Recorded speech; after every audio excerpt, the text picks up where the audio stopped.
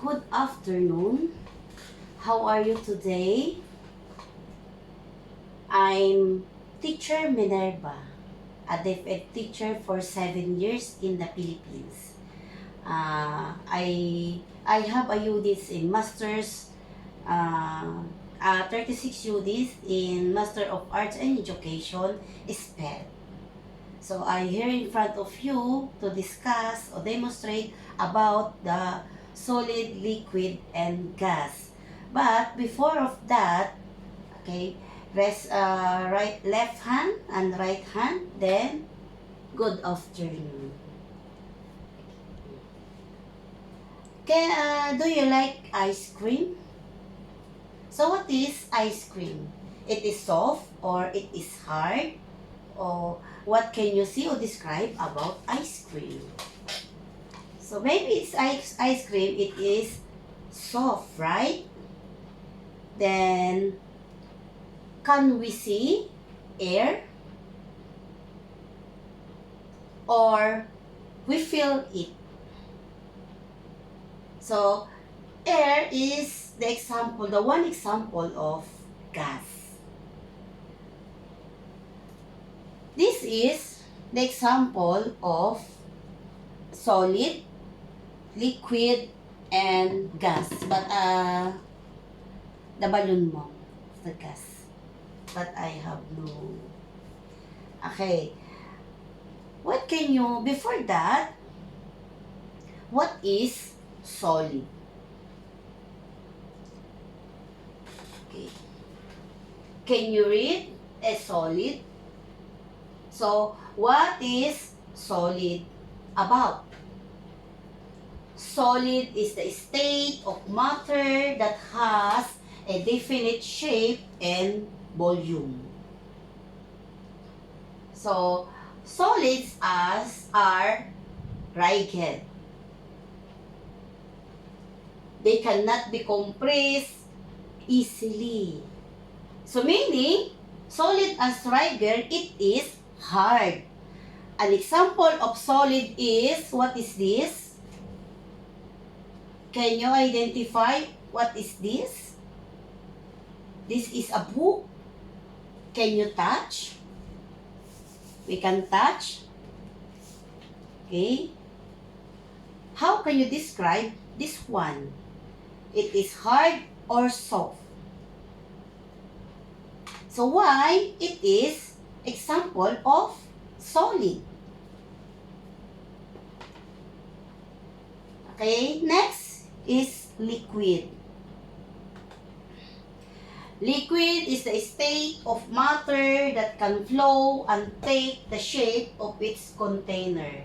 It has a definite volume but no fixed shape. For an example, this water I transfer in a container, maybe it glass or cup. So when I transfer this, it has a different shape. Next, gas. For an example, this is balloon.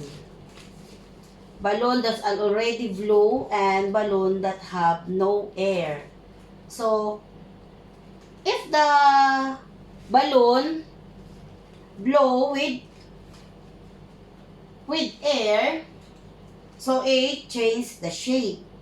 But if we remove the self or the rubber band that we can put together, okay, then the air is released. So it is example of gas. Okay, who can replace the water into a container like glass and cup? Then, I asking them, ma'am, then it changed the shape? Okay. For an example, can you give or I have a object there For example, what is this? So, can you describe or can you, what is this? Is this liquid, solid, or gas? How can you say that it is an example of solid, liquid, or gas? For example, it is a solid. How can you say that it is a solid? The example of solid. Then, maybe it is example of solid because it is hard and has a shape. Next, water. This water is what is the matter of this water? It is solid, liquid, or gas. So it is a liquid because it has or it moves and it takes a shape which is put in a container, glass, or cup. Balloon or a plastic. For example, this is a balloon.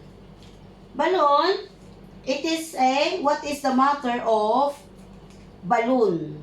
It is solid, liquid, or gas. How can you say that the balloon is a gas or have a gas? Balloon have a gas when it has a air inside by means of blowing. By blowing of balloon, the air is inside. So the balloon will have a shape.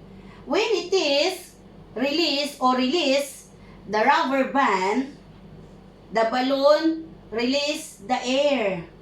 So it called gas. The air that release in the balloon. So the matter of this is called gas. Okay, can you bring a notebook or a piece of paper? Then identify the things that I draw or I have a picture.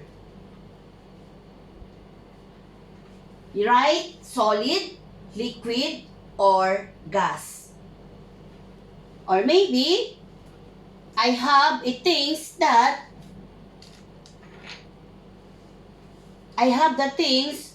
to elaborate or to say or identify what is this. It is a solid, liquid, or gas. Number 1 is clip.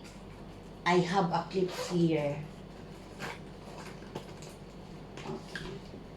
Okay. What is this? Okay, this is a clip. It is used in a paper, bond paper, or anything. Then, what is the matter of this clip? It is liquid, solid, or gas. Number 2 is I have a deodorant here. Okay, I have deodorant, one deodorant here. Okay, what is the matter of deodorant? It is liquid, solid, or gas. What can you say or how can you describe this deodorant? What is the matter of this object? A deodorant. It is liquid, solid, or gas. Number 2 is chopstick. I have a chopstick here. Okay. Who can use a chopstick every day or every day can eat? Okay. What can you say? about this? Or how can you describe chopstick? It has a shape.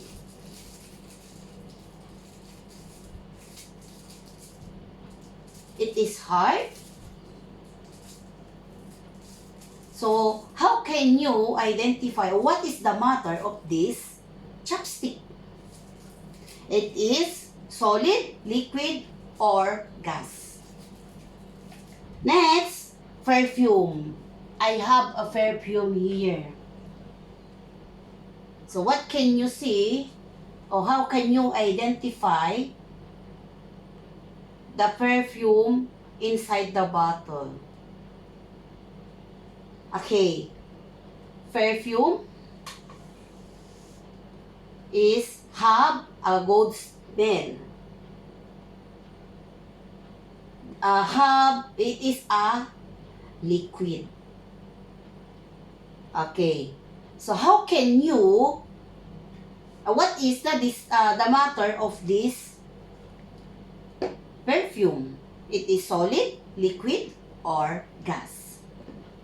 Next one is balloon. Okay, what can you see? Or how can you describe balloon? Who can use or who can play balloon in their house by blowing it or by putting air by, for example, by air that blowing or any kind things that the balloon will put an air. So what is the matter of balloon? It is solid, liquid, or gas.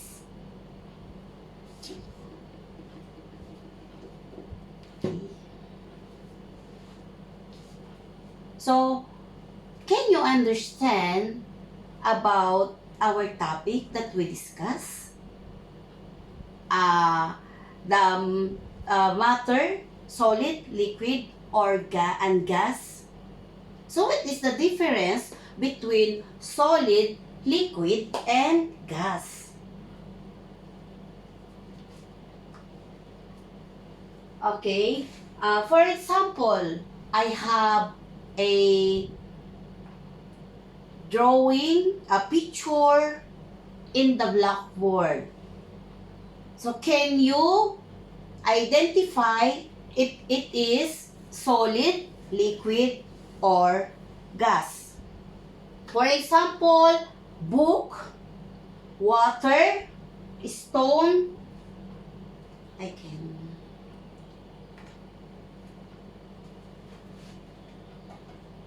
Can I write? Okay. Can you identify the following, which is solid, liquid, or gas? 1, book. 2, water. Number 3, stone. 4, air. And lastly,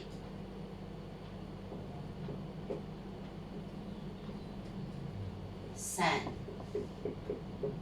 Okay. So you can answer if it's solid, liquid, or gas. Book. So what is the matter of book? The book has a shape. So, what can you say about book? It is hard. It has a shape. So, what is the matter of book? Solid, liquid, or gas? So, the book is solid. Water. What is the matter of water. How can you say that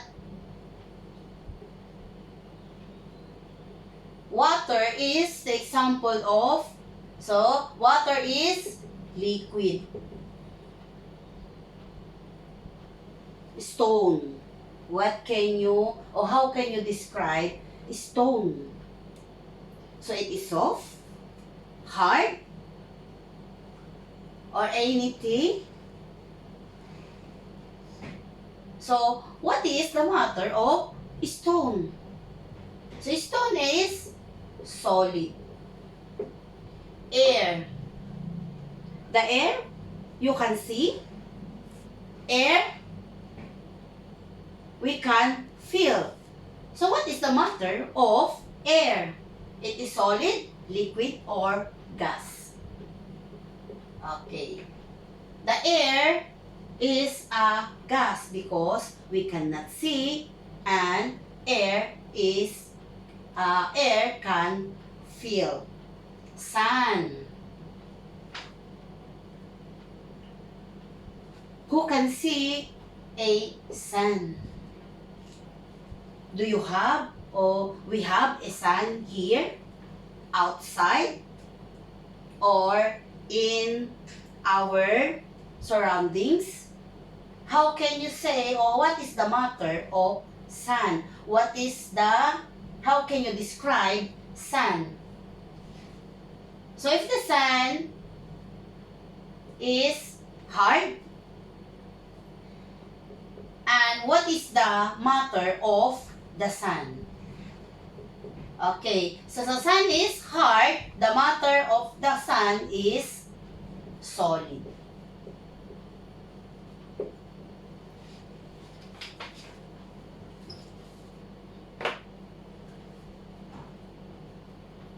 Okay, can you understand about the object that we have an example that have solid, liquid, or gas?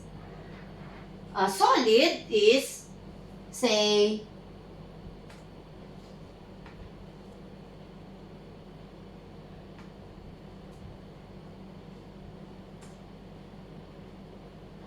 okay, the solid is state matter have a shape and volume. Then the liquid is have, or a liquid matter that can flow and take the shape, but its container. For an example, is water. Then gas